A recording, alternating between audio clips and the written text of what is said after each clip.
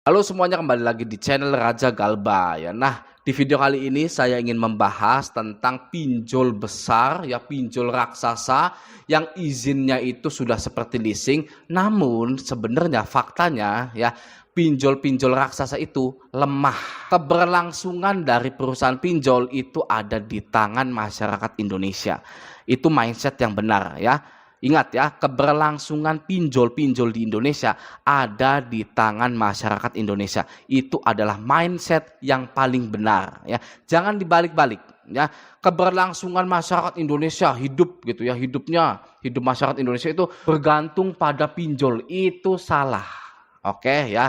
Di sini saya mencoba untuk membenahi mindset masyarakat Indonesia ya, bahwa kita itu ya adalah raja. Oke, konsumen adalah raja. Keberlangsungan dari suatu produk atau suatu perusahaan itu ada di tangan masyarakat Indonesia. Oke ya. Nah, saya di sini ingin membahas Kredivo. Ini ya, Kredivo ini pastinya izinnya sudah besar ya, seperti leasing gitu kan ya. Pinjol raksasa yang mudah cair juga gitu kan. Limitnya juga kira-kira sampai 30 juta atau 60 juta gitu ya. Nah, jadi beberapa hari yang lalu OJK juga sudah mengeluarkan statement bahwa banyak sekali pinjol-pinjol, bahkan pinjol-pinjol raksasa ini ya sedang tertimpa badai kredit macet gitu ya. Mari kita lihat beritanya ya. Nah, ini dari Kompas. Di sini judulnya OJK beberkan faktor penyebab kredit macet di industri fintech lending bengkak ya. Jadi kredit macet di industri fintech ini sedang bengkak-bengkaknya gitu ya. Banyak yang gagal bayar itu sudah menjamur gitu ya. Masyarakat Indonesia sudah tidak takut lagi dengan yang namanya pinjol ya. Alhasil kredit macet di fintech, di pinjol ini sedang bengkak begitu ya.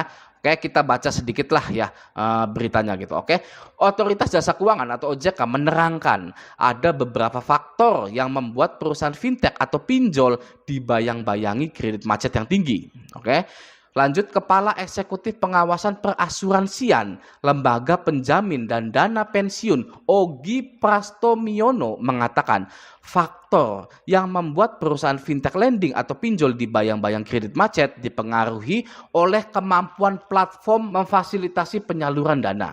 Oke, lanjut, sehingga dapat mempengaruhi outstanding pendanaan dan besarnya pendanaan yang masuk dalam periode macet, ujar dia dalam keterangan resmi dalam keterangan tertulis gitu. Jadi yang bisa saya tangkap ya, para pinjol-pinjol ini faktor penyebab macetnya adalah tidak mampu lagi memfasilitasi penyaluran dana kepada masyarakat Indonesia gitu ya, karena banyak yang galbay, banyak yang macet gitu kan, dananya tidak kembali.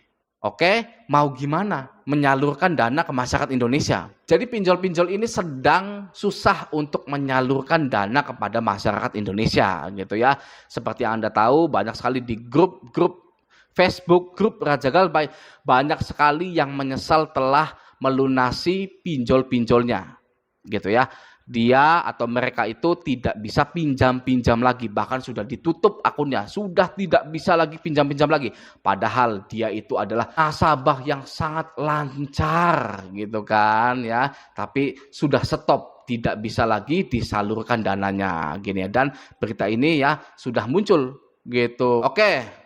Lanjut lagi di berita yang kedua. OJK minta fintech lending yang punya kredit macet tinggi ajukan rencana perbaikan gitu. Jadi pinjol-pinjol yang banyak digalbay ini ya, apa sih rencana perbaikan itu? Mari kita baca sebentar ya.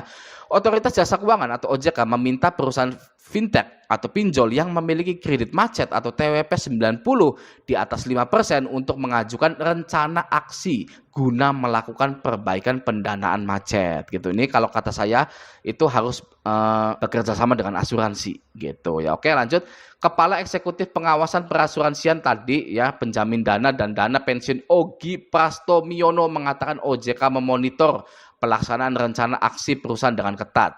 Jika kondisinya lebih buruk ya, pinjol-pinjol ini makin buruk, makin terpuruk gitu ya, OJK melakukan tindakan pengawasan lanjutan sesuai ketentuan yang berlaku, yaitu bisa ditutup selamanya ya pinjol-pinjol ini gitu ya, karena merugikan banyak investor, sudah tidak baik lagi keuangannya gitu ya. Oke, lanjut.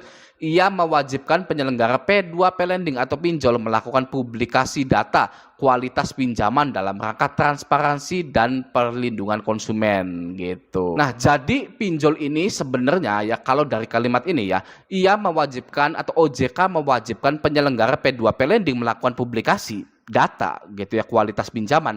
Jadi pinjol-pinjol ini yang saya tangkap itu menyembunyikan data kualitas pinjaman nasabahnya gitu ya. Jadi banyak yang macet sebenarnya, tapi disembunyikan oleh pinjol karena agar investor tidak kabur gitu ya. Kalau investor kabur gitu ya, tahu banyak yang macet, pinjol ini bisa tutup, bisa gulung tikar gitu. Karena jadi OJK ini minta transparansi. Nih ya, ada ya di sini transparansi dan perlindungan konsumen. OJK mau tahu transparansi nasabah yang macetnya dan juga perlindungan konsumen. Jangan sampai nasabah yang macet ini ditekan-tekan, dihina, disebar data, ya tidak dilindungi. Gitu. Jadi OJK meminta transparansi nasabah yang macet dan juga meminta perlindungan konsumen kepada pinjol-pinjol tersebut. Nah, Kredivo ini ya, Kredivo ini slik OJK saya. Oke, ini slik OJK saya. Saya ini galbay di Kredivo sebesar 4.082.000 sekian. Oke ya. Nah, ini saya galbaikan Kredivo ya. Kredivo ini ada DC lapangannya gitu ya, tapi saya tidak gentar ya, dan juga saya tidak pernah didatangi oleh DC lapangan Kredivo. Oke, ini PT Finassel ya, Finassel Finance Indonesia. Oke, saya galbay 4 juta ya. Saya mulai berhutang di Kredivo itu pada tanggal 15 Januari 2021.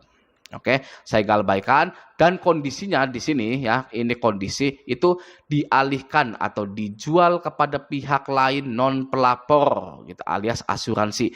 Lalu di kualitasnya saya itu lancar gitu ya. Jadi pinjol Kredivo ini ya, walaupun izinnya besar, punya DC lapangan, tetap saja lemah ya, tidak mau banyak memiliki nasabah yang galbay. Anda juga bisa seperti itu.